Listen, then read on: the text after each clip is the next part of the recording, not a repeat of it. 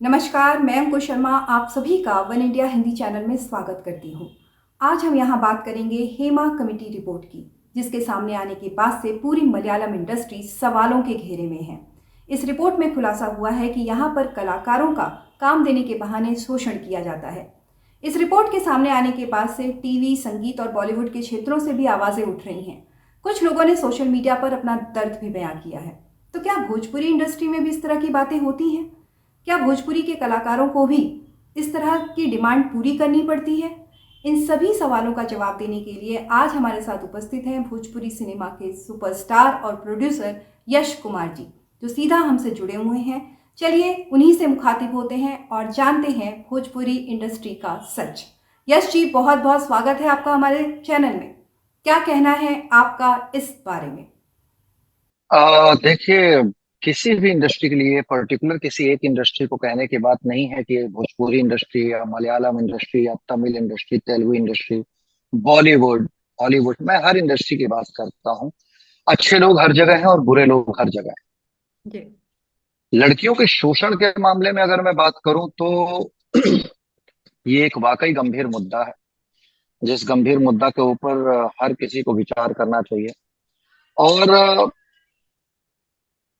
छोटे शब्दों में कहूं तो ये निर्माता, निर्देशक या अभिनेता जो लोग भी ये कर रहे हैं वो बेहद ही शर्मनाक है। पर इन लोगों से ज्यादा मैं पर्सनली मैं किसी को टारगेट नहीं कर रहा हूं, पर मैं ये कहना चाहता हूं कि इसकी कहीं ना कहीं जिम्मेदार लड़कियां भी हैं। जी। इसकी जिम्मेदार लड़कियां भी हैं जिनको शॉर्ट टर्म में कामयाबी पानी है, जिनको आते आते स्टार बन जाना है। वो लड़कियां भी इस तरीके की जिम्मेदार हैं इसमें। हर इंडस्ट्री में बहुत तरीके के लोग होते हैं। चाहे मैंने आपको स्टार्टिंग में ही बता दिया कि हर मैं वुड की बात कर रहा हूँ, नॉट सिर्फ बॉलीवुड, नॉट सिर्फ भोजीवुड, मैं हर वुड की बात कर रहा हूँ। जी। जी। अभिनेता बनने के लिए या अभिनेत्री बनने के लिए एक लंबा संघर्ष करना पड़ता है। आपके अंदर टैलेंट होना चाहिए। जिसके अंदर टैलेंट है, जो संघर्ष से काम पाना चाहता है, जो मेहनत से काम पाना चाहता है, वो लड़कियां बेचारी पिस जाती हैं। और कुछ लड़कियां जो शॉर्ट टर्म में जिनको कामयाबी पानी है, ग्लैमर वर्ल्ड में अपना नाम कमाना है, वो लोग आगे आ जाते हैं। तो अगर मैं देखिए, क्या ये एक ऐसा गंभीर मुद्दा है कि कोई भी बातें आपकी विवादास्पद हो जाएंगी, कोई भी बातें तो इसमें बहुत सोच समझ करके बोलने वाली बात सिर्फ ये है कि यहाँ पर लड़कियां भी जिम्मेदार हैं। गलत लड़कियों की वजह से अच्छी लड़कियां मार खा जाती हैं। जी। आगे आप पूछो तो मैं बताऊंगा, क्योंकि हमारी इंडस्ट्री में भी बहुत सारी ऐसी बातें हैं जो, और मेरे हमारी इंडस्ट्री में नहीं, हर इंडस्ट्री की बातें हैं। जी। हर इंडस्ट्री की बातें हैं। तो आगे आप सवाल पूछें क्या है। जी। आप बोल रहे हैं कि लड़कियां जिम्मेदार हैं, उनको मतलब कम समय में सक्सेस मिलने के लिए भी वो इस तरह से करती हैं। जी। क्या शिकार केवल लड़कियां ही हैं, लड़के नहीं? लड़के भी शिकार हैं, इवन मैं शिकार हूं। हर लोग शिकार है यहाँ पे, लेकिन वो उसका तरीका अलग। जी। लड़कियां फिजिकली शोषण का शिकार हो जाती हैं, जी। लड़के मेंटली होते हैं। जी। जैसे मैं जब इस इंडस्ट्री में आया जी। तो तब भोजपुरी इंडस्ट्री सिंगरों की इंडस्ट्री कही जाती थी कि यहाँ पे सिर्फ सिंगर चलते हैं, और उस समय सिर्फ सिंगर ही स्टार थे। जी। तो जब मैं आया तो मैंने थोड़ा अपना एक अलग रास्ता बनाया कि यार, जो सब लोग कर रहे हैं वो मुझे नहीं करना है। अगर मुझे सिंगरों के बीच में खड़ा होना है तो मुझे कुछ अलग करना पड़ेगा, और मैंने अलग किया। और जी। उस अलग को दर्शकों ने मुझे बहुत प्यार दिया। जी। मुझे दर्शकों से मैं बार बार नतमस्तक होता हूँ उनके पास कि आज मेरे पास जो कुछ भी हो दर्शकों के प्यार की वजह से है। लेकिन मेरी इंडस्ट्री के ना किसी हीरो ने मुझे सपोर्ट किया। इवन जो अच्छा। बड़े हीरो जो कहे जाते थे, जब उनके पास फिल्में जाती थी कि भाई दो हीरो की फिल्में हैं, इसमें हम यश कुमार जी को सोच रहे हैं लेने के लिए, और एक आपने ही यश जी को हटा दिया। तो ऐसा मैं नाम लेकर के किसी का नहीं बताना चाहता हूँ, पर बड़े बड़े काफी स्टारों ने मुझे अपनी फिल्मों से निकाला। और शायद ये अच्छा भी हुआ कि अगर वो लोगों ने नहीं निकाला होता तो शायद मुझे कंधे का सहारा मिला होता, तो फिर लोग बोलते अरे फलाने के साथ काम करके स्टार बन गए, मैं अकेले दम पे बना। तो ये एक अच्छी बात हुई। तो यहाँ पे हर आदमी एक जगह पे आकर के शिकार होता है। कभी निर्माता, कभी निर्देशक, कभी हीरो। हर तरीके से, चाहे वो मेल हो चाहे फीमेल हो, जिसके साथ जम जाता है उसको अच्छे से सपोर्ट करते हैं, जिसके साथ नहीं जमता है, जो उनके टर्म कंडीशंस पे नहीं खड़े होते हैं, उनको शिकार तो होना पड़ता है। जी। आपने बोला शिकार होना पड़ता है, लड़के भी शिकार हैं, आप खुद मानसिक शोषण के शिकार रहे हैं। ऐसा कुछ हम्म। वक्त पहले, अभी हालिया आपने शायद न्यूज पढ़ी होगी कि कुछ भोजपुरी कलाकारों ने भी आरोप लगाए थे कि यहाँ पर डिमांड्स की जाती हैं। अब वो उस हम्म। डिमांड का क्या मतलब है? किस तरह की डिमांड? दे, देखिए मैं आपको एक बात बताऊं। मैं सबसे पहले तो उन लड़कों को बोलना चाहता हूं जो स्टार के नाम पे अपने आप को बोलते हैं कि मैं स्टार। यहाँ पे भी होता है, हर जगह होता है। जी। सबसे पहले हमें टैलेंट को मौका देना चाहिए, ये सोचे बगैर कि हमें इसका फिजिकली फायदा उठाना है। अच्छा। आपकी पर्सनालिटी में अगर आग है, आपकी पर्सनालिटी वैसी है, और देखिए दो लोगों के बीच में संबंध बनना कोई आम बात नहीं है। ये सिर्फ मीडिया में ही नहीं, वन नाइट स्टैंड या ये कह लीजिए कि दो लोगों के बीच में शारीरिक संबंध बनना छोटे समय के लिए, कम टाइम के लिए, ये आम बात है। ये सिर्फ इंडस्ट्री में, कॉर्पोरेट वर्ल्ड में ये बहुत, फिल्म इंडस्ट्री से ज्यादा है। जो लड़की नीचे काम कर रही है वो ऊपर पहुंचने के लिए करेगी, जो लड़की मेहनत कर रही है वो वहीं रह जाती है। तो इस तरीके के वाकयात बहुत सारे हैं। पर हमें सबसे पहले ध्यान देना होगा कि हमको टैलेंट को मौका देना। एक निर्माता के मैंने 102 फिल्में की है मैंने, जी। जिसमें 100 फिल्में मैंने बतौर अभिनेता किया है, और 2 फिल्मों में मैंने गेस्ट अपीयरेंस किया है। एक कल्लू, हमारी इंडस्ट्री के एक अभिनेता है कल्लू बाबू, उनकी एक फिल्म पत्थर के सनम थी, उसमें मैंने गेस्ट अपीयरेंस किया था, और एक फिल्म काली खाई थी, उसमें मैंने एक गेस्ट अपीयरेंस किया था। तो टोटल मिलाकर के 102 फिल्में हुई हैं, जिनमें 16 फिल्में एक निर्माता के रूप में मैंने बनाई है अपनी जी। कंपनी यश कुमार एंटरटेनमेंट से। कोई भी एक्ट्रेस, मैंने नई लड़कियों को ज्यादा काम दिया है। को इवन एक लड़की को मैंने रील से देख करके लीड में कास्टिंग किया था। उसका रील देखा था, उसका प्रोफाइल देखा, मैंने उसे फोन किया, पटना की लड़की है, उसे बुला करके मैंने बतौर अभिनेत्री, बतौर हीरोइन उसको काम दिया। लेकिन 16 फिल्मों के बाद कोई लड़की उठ करके नहीं कह सकती कि यश कुमार ने हमसे कभी भी कोई भी गलत बात की हो। तो ये यश कुमार की खून में नहीं है, यश कुमार के, कि मैं लोगों से गलत बात करूं। पर मैं उन अभिनेताओं को कहना चाहता हूं, चाहे वो किसी भी गुट के हों, कि आप किसी लड़की का शोषण अगर कर रहे हैं तो आपके घर में भी बेटी है, आपके घर में भी बहनें हैं, आज नहीं कल वो भी शिकार होंगे। क्योंकि कलयुग है, यहाँ जो बोएंगे वही काटेंगे आप आम का पेड़ लगाएंगे तो उस पर आम ही उगेगा। आप नीम का पेड़ लगाएंगे तो उस पर एक्सपेक्टेशन आपकी ये नहीं होनी चाहिए कि मेरे को कल को इससे आम मिलेगा। आपने कड़वा नीम लगाया तो कड़वा ही मिलेगा वो आपको। तो जो आप कर रहे हैं वो आप भरेंगे। ये हर इंडस्ट्री के लोगों के लिए, हर निर्माताओं को कहना चाहता हूं कि जो भी आप फिल्म बनाते हैं, लड़कियां, देखिए कोई भी लड़की, मैं आज ये एक बात कह रहा हूं कि कोई भी लड़की नहीं चाहती है कि किसी का बिस्तर गर्म करे। जी। लेकिन हो सकता है कि बहुत सारी लड़कियां अपना घर छोड़ के, अपना गांव छोड़ करके मुंबई जैसे शहर में आती हैं, या जिस जगह जो भी वुड है, हैदराबाद, जहां पे भी जो भी वुड है वहां पे अगर अपना घर छोड़ के आती हैं, एक सपना लेकर के आती हैं। जब उनको आने के बाद ये चीजें सामना करना पड़ता है इन चीजों का, कि यार यहाँ तो बिना सोए कोई काम ही नहीं देता है, तो शायद ही कोई इज्जतदार लड़की होगी जो वापस लौट जाएगी, या छोटे छोटे कैरेक्टर करना शुरू कर देती है जिसमें डिमांडिंग लोग नहीं होते हैं मोस्टली। पर बतौर अभिनेत्री काम करना है ना, तो लड़की एक वक्त में घुटने टेक देती है कि यार यहाँ तो सब वही है, क्या करना है, चलो करते हैं। तो इस तरीके से कुछ लड़कियां जो शर्तों पर रेडी नहीं होती वो वापस चली जाती हैं। तो हर लड़कियां अपना सपना पूरी करने आई हैं, और उन सपनों को पूरा करने के लिए किसी भी हद तक चली जाती हैं, जो गलत है लड़कियों के लिए भी। पर जब रास्ते ही बंद कर देंगे आप लोग, तो अगर मुझे, मैं फॉर एग्जांपल यहां से निकल करके मुझे दिल्ली जाना है बाई हुक, बाई हुक मुझे दिल्ली जाना ही है, ट्रेन बंद है, फ्लाइट बंद है, अम, सारे रास्ते बंद हैं, कोई सवारी नहीं है। हो सकता है कि मुझे जाना है तो फिर मैं साइकिल पे सवार हो जाऊंगा दिल्ली जाने के लिए, क्योंकि मुझे दिल्ली पहुंचना है। सेम एग्जांपल मैं यहाँ पे कर रहा हूँ कि हीरोइन बनना है, मुझे ये रास्ते बंद हो जाएंगे, ये रास्ते बंद हो जाएंगे, ये रास्ते बंद हो जाएंगे, तो मुझे कोई ना कोई रास्ता तो अपनाना ही पड़ेगा, क्योंकि मैं बैक जा नहीं सकती, वापस जा नहीं सकती। तो मैं हर इंसान से कहना चाहता हूँ कि किसी भी लड़की का कोई भी जबरदस्ती वाला शोषण ना करें। हाँ, लड़की आपसे अगर आपको पसंद करती है, या आपके साथ कंफर्टेबल है, तो आप जाइए उसके साथ एंजॉय करिए, वो आपकी अपनी मानसिकता है, लड़की का कंफर्ट जोन है। पर लड़की के मन के मुताबिक अगर आप उसके साथ कुछ भी करते हैं, तो उसका भरना तो आपको यहीं पड़ेगा। जी। आपने कहा कि लड़कियां भी जिम्मेदार हैं, जिनको आगे निकलने के लिए वो लोग कॉम्प्रोमाइज कर जाती हैं। तो अक्सर जो स्टार कम समय में, मतलब कम समय में जो सितारा उभर कर सामने आता है, लोग कहते हैं ना, 2 फिल्में, 1 फिल्मों के बाद ही सुपरस्टार हो गए। तो क्या जी। उनको वो भी शक के घेरे में है कि उन्होंने भी कहीं ना कहीं कोई कॉम्प्रोमाइज किया है और इस वजह से उनको इतनी बड़ी मतलब बैनर की फिल्में मिल गई हैं? देखिए, मैं किसी के बेडरूम में घुस करके या लड़की को पर्सनली जानता नहीं हूँ कि उसने किसी का बिस्तर गर्म किया है तब उसको काम मिला है या क्या है क्या नहीं, ये मैं पर्सनली नहीं जानता हूँ। पर इतना जरूर जानता हूँ कि आज के डेट में बहुत सारी लड़कियां ऐसी हैं जो पहले से ही माइंड सेट करके आती हैं, यार मैं इस इंडस्ट्री में जा रही हूँ, मैं उनको टारगेट करूंगा, मैं उनको टारगेट करूंगा, मैं उनको टारगेट करूंगी। और उनको टारगेट करने के बाद से मेरे को एल्बम्स के गाने मिल जाएंगे, वो मुझे रिकमेंड कर देंगे, फिल्मों के गाने मिल जाएंगे, तो मैं लोगों के बीच में हाईलाइट हो जाऊंगी, स्टार बन जाऊंगा। जी।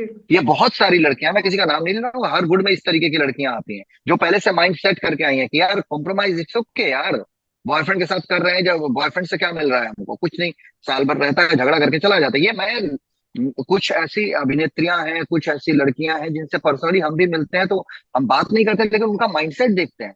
क्या मेरा बॉयफ्रेंड 2 साल था, कुछ नहीं यार, झगड़ा भी किया, साइड में चला। तो इससे अच्छा है कि हम प्रोड्यूसर्स के पास जाएं, प्रोड्यूसर को खुश करें या डायरेक्टर को खुश करें या हीरो को खुश करें, तो हमको कामयाबी मिल जाती है।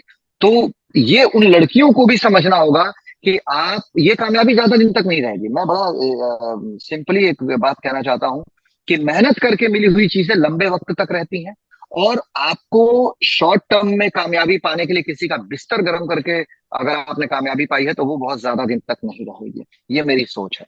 और उसके बाद भी मैं कहता हूं कि कामयाबी मिलने के बाद या काम मिलने के बाद, अगर मैं पहले ये कहूंगा कि भाई किसी भी लड़की को आप किसी भी वुड में काम देते हैं तो उसके टैलेंट के हिसाब से दें, उसको देखें कि उसको एक्टिंग आती है कि नहीं आती है, वो खूबसूरत है, आपके कहानी के आपके किरदार में वो फिट बैठ रही है कि नहीं बैठ रही है, उसको डांस आता है कि नहीं। अगर सब चीज परफेक्ट है तो आप उसको काम दीजिए। हो सकता है कि जो चीजें आप शर्त रख करके उसके साथ टाइम पास करना चाहते हैं, टाइम बिताना चाहते हैं, वो हो सकता है कि वो कल को आपसे आपको पसंद करे, आपके साथ टाइम बिताए। जी। आप सामने शर्त मत रखिए, क्योंकि वो लड़की गिल्ट में जिएगी। बहुत सारी ऐसी लड़कियां हैं जिनके शरीर पर मर्दों का हाथ रखते हैं ना, अंदर से उनकी आत्माएं रोती हैं, लेकिन कामयाबी पाने के लिए मजबूरी में वो कर रही हैं। पर आत्माएं तो उनकी भी रोती होंगी कि यार मैं कहाँ किसके साथ हूँ। मेरा सपना था कि मेरे सपनों में कोई हैंडसम सा लड़का हो, लेकिन आज एक बुढ़े प्रोड्यूसर के साथ मुझे कॉम्प्रोमाइज करना पड़ रहा है बिकॉज ऑफ वर्क। एक गुटखा खाए हुए, एक खैनी खाए हुए एक्टर के साथ मेरे को बिस्तर गर्म करना पड़ रहा है बिकॉज ऑफ वर्क। वाई? ये मैं कहता हूँ कि आप लोग काम दीजिए लड़कियों को विदाउट एनी शर्त। कोई शर्त मत रखिए, लड़कियों को काम दीजिए। उसके बाद लड़की का और आपका दोस्ती बनता है तो कोई चीज गलत नहीं है, इस दुनिया में कुछ भी गलत नहीं है। अगर आप किसी के साथ फिजिकल हो रहे हैं, किसी की मर्जी से हो रहे हैं, तो गलत नहीं। और आप अगर जबरदस्ती कर रहे हैं, तो मुझे लगता है कि जो लड़की नहीं करना चाह रही है, काम के लिए अगर कर रही है, तो आप उसके साथ रेप कर रहे हो, और इससे ज्यादा कुछ नहीं कर रहे, जो गलत है। आप खुद प्रोडक्शन से जुड़े हुए हैं, आपके साथ भी बहुत सारे जी। न्यू कमर्स आते होंगे, तो जी। वो लोग भी हेजिटेट होते होंगे कि पहली बार मिल रहे हैं, जिनका बैकग्राउंड नहीं है, नॉन फिल्मी बैकग्राउंड से जो हैं। तो सर हम्म। आप यहाँ कैसे, आप सेट पर कैसे चीजों को मेंटेन करते हैं? आप अच्छा, वैसे भी भोजपुरी जो है वो काफी, भोजपुरी इंडस्ट्री जो है हमारी काफी बोल्ड कही जाती है।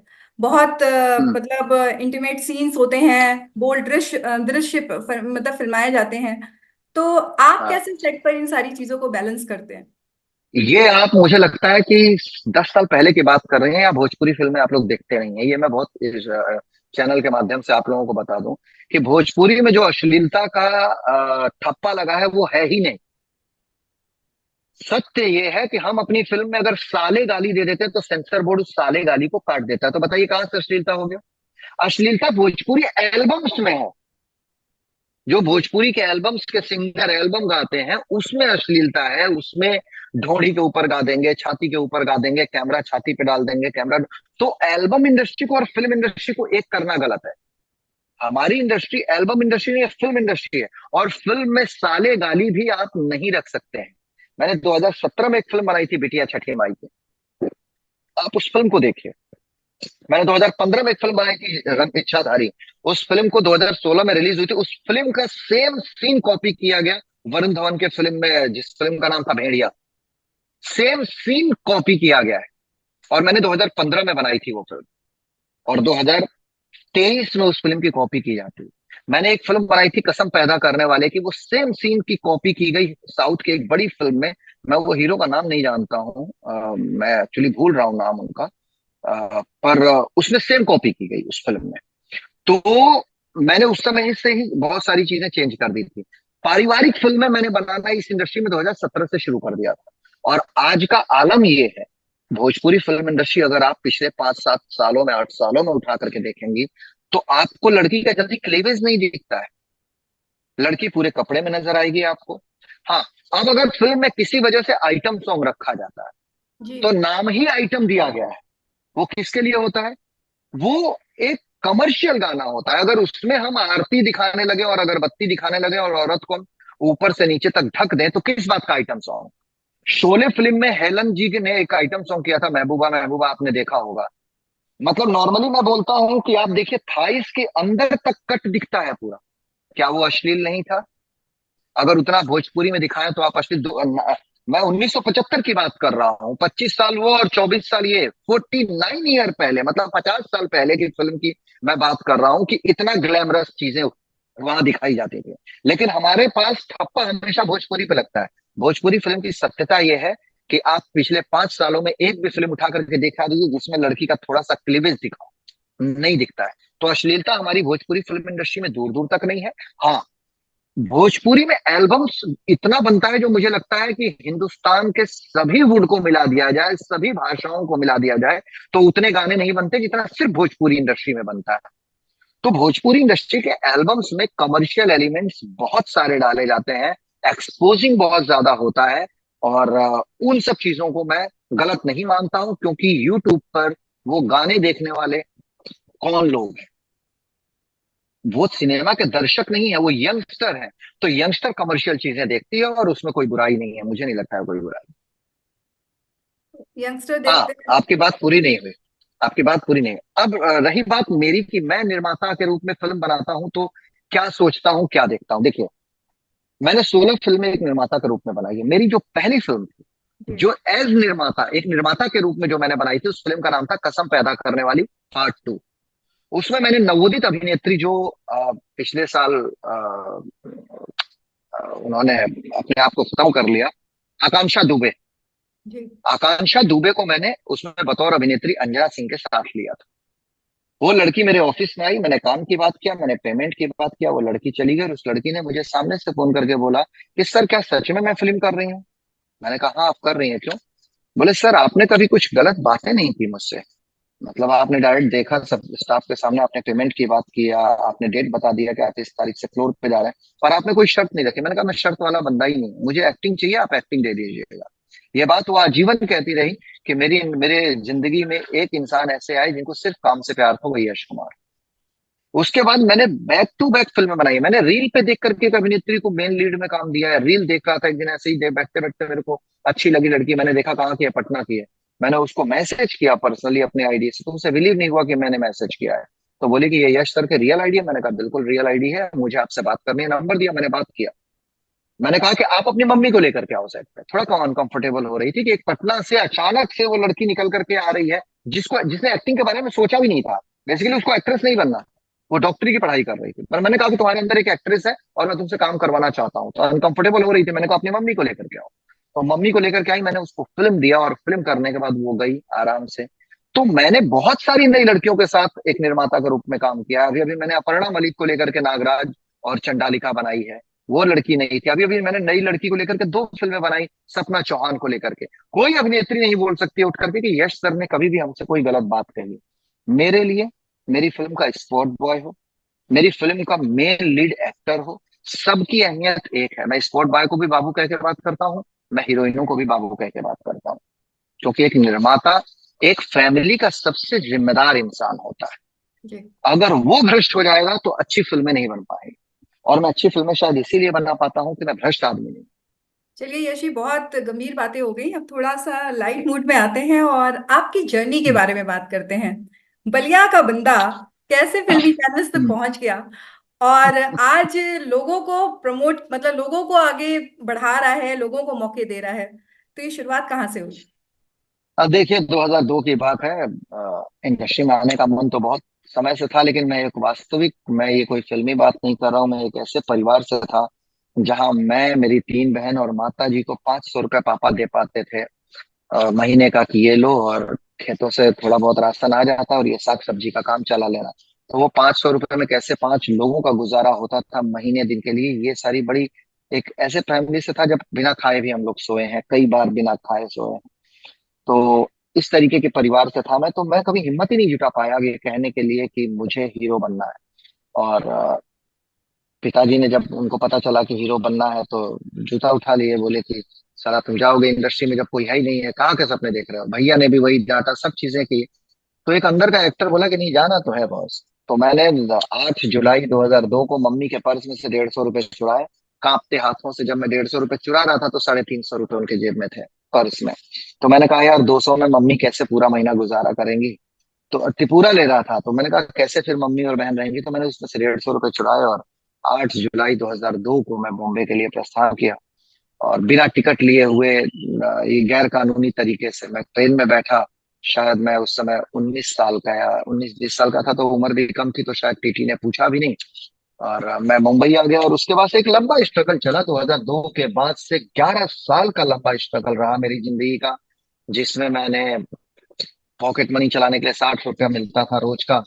करीब करीब 45 किलो का एक गठरी लेकर के 4 किलोमीटर जाता था। रोड के किनारे बैठ के पुराने शर्ट बेचता था, CFL बल्ब बेचता था। ये सारी चीजें की, फिर योगा सिखाना शुरू कर दिया लोगों को कि पॉकेट मनी चलता रहे। मुंबई में रहने का मतलब है कि गिरी हालत में 20,000 रुपये आपको चाहिए चाहिए, रूम का रेंट और आपको खाना पीना खाना। तो इस तरीके से चलता रहा। और 2013 में मेरी पहली फिल्म दिलदार सांवरिया आई, और उसने मुझे काफी हद तक लोगों के बीच में ला करके खड़ा कर दिया। फिर 2013 अच्छा गया, 14 अच्छा गया, 15 अच्छा गया, 16 अच्छा गया। उस समय मेहनताना भी कम मिलता था, सिंगरों के मुकाबले मेरा मेहनताना बहुत कम था। और थिएटर की फिल्में थी, थिएटर में कम फिल्में चल पाती थी। दो चार फिल्में अच्छी हिट भी हुई, ब्लॉकबस्टर भी हुई, जैसे मेरी दिलदार संवरिया पहली फिल्म बहुत अच्छी गई थी, दूसरी फिल्म फ्लॉप हो गई, तीसरी फिल्म बहुत अच्छी चली, वो ब्लॉकबस्टर हो गई। उसको बनाया था जिन्होंने जिगर और विजय पथ बनाई थी, अजय देवगन को लेकर फारूक सिद्दीकी ने। तो वो फिल्म बहुत बड़ी हिट हो गई। उसके बाद से फिर दो तीन फिल्में फ्लॉप हो गई बैक टू बैक। फिर मेरी एक फिल्म आई इच्छाधारी। इच्छाधारी 2016 की बॉक्स ऑफिस की सबसे बड़ी हिट फिल्म बनी। 2017 में बॉक्स ऑफिस की सबसे बड़ी हिट फिल्म बनी कसम पैदा करने वाले की, जो पहली फिल्म बनी थी। फिर नागराज आई, नागराज ब्लॉकबस्टर हो गई। और 2018 और 19 ऐसा वक्त आ गया मेरी जिंदगी में कि मतलब जो मेहनताना मिलता था वो मुंबई में सरवाइव के लिए ही निकल जाता था। फिर 2019, 18 और 19 ऐसा वक्त आ गया कि रूम जेब में पैसे नहीं है रूम रेंट भरने के। एक स्टार होने के बावजूद सोचिए, मेरे पास मेरी एक गाड़ी थी XUV 500, तो वो गाड़ी खड़ी है मेरे पास, लेकिन उसमें डालने के लिए डीजल के पैसे नहीं है मेरे पास, रूम का रेंट भरने का पैसा नहीं है।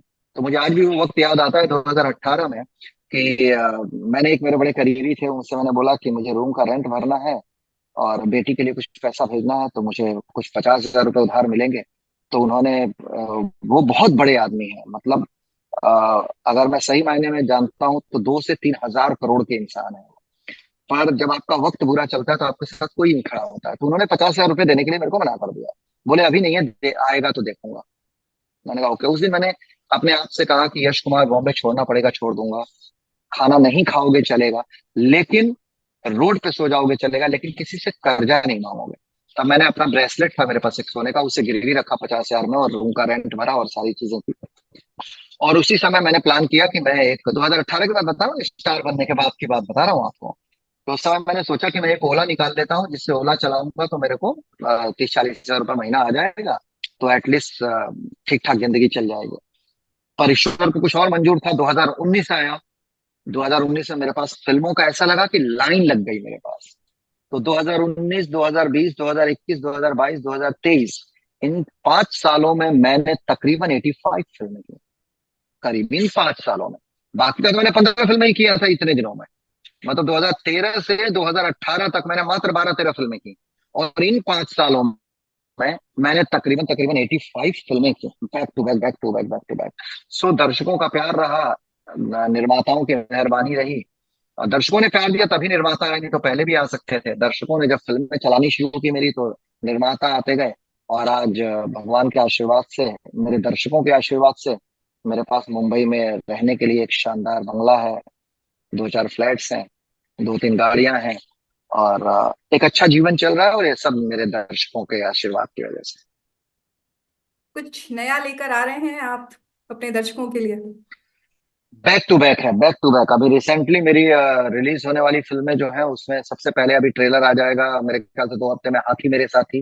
जी। हाथी मेरे साथी के बाद आएगी लाडो रानी, फिर आएगी दामाद जी किराए पर है पार्ट 2, फिर कुरुक्षेत्र आएगी, फिर लाखों में एक हमार भैया आएगी, फिर भैया राजा बजाएगा बाजा आएगी, घर वाली बाहर वाली पार्ट 3 है, शूल है, मिट्टी है। ये सारी फिल्में रिलीजिंग पे, मर्यादा 7 फेरों की ये रिलीजिंग पे है, जो रिलीज होने वाली हैं। और फ्लोर पे जाने वाली तो कई फिल्में हैं जो जाने वाली हैं। मतलब कैलेंडर काफी लंबा है। हाँ, कैलेंडर लंबा है और ये चलता ही रहेगा। जी। है ना, चलता रहे। अच्छा, आपने टीवी में भी काम किया है? हाँ, मैंने जो स्ट्रगल का दौर था उसमें ऑडिशंस वगैरह देता था। तो मुझे 2 सीरियल मिले थे। एक सीरियल मुझे मिला था अगले जन्म मोहे बिटिया ही की, जो जी टीवी पर आता था जी वो। जी। उसमें मैंने तकरीबन एक बड़ा अच्छा कैमियो किया था उसमें, जिसमें नक्सलवादी ग्रुप एक आया था, उसका जो मेन लीडर था वो मैं था।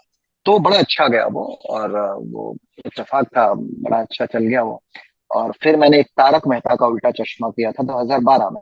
आजकल टीवी भी काफी लोकप्रिय है।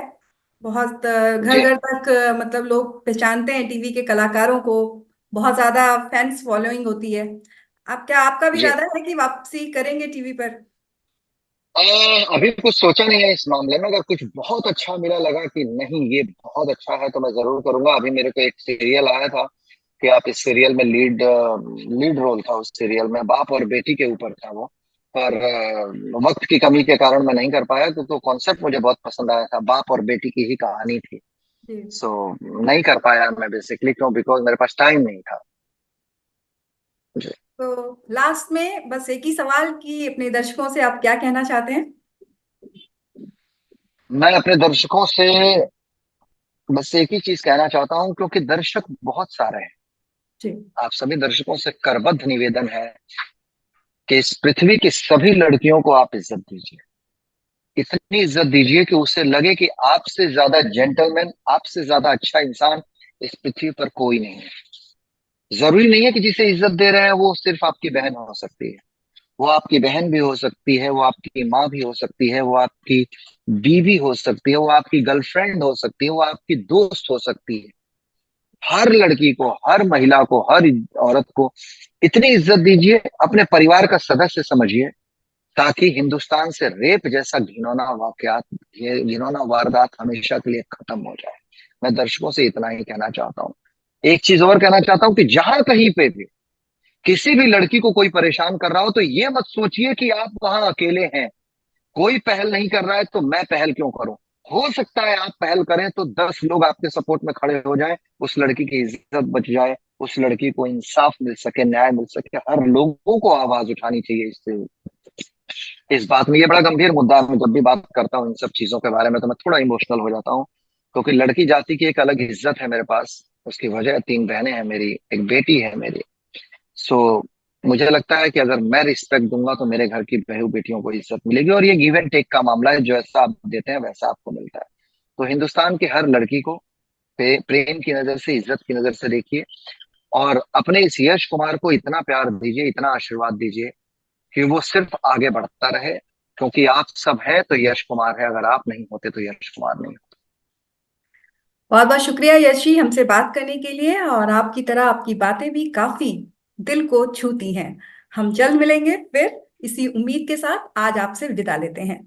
तो ये थे यश जी, थैंक जिनसे यू सर। हमारी एक्सक्लूसिव बातचीत हो रही थी। हम जल्द हाजिर होंगे फिर एक नई हस्ती के साथ। तब तक आप लोग रखें अपना ख्याल। नमस्कार।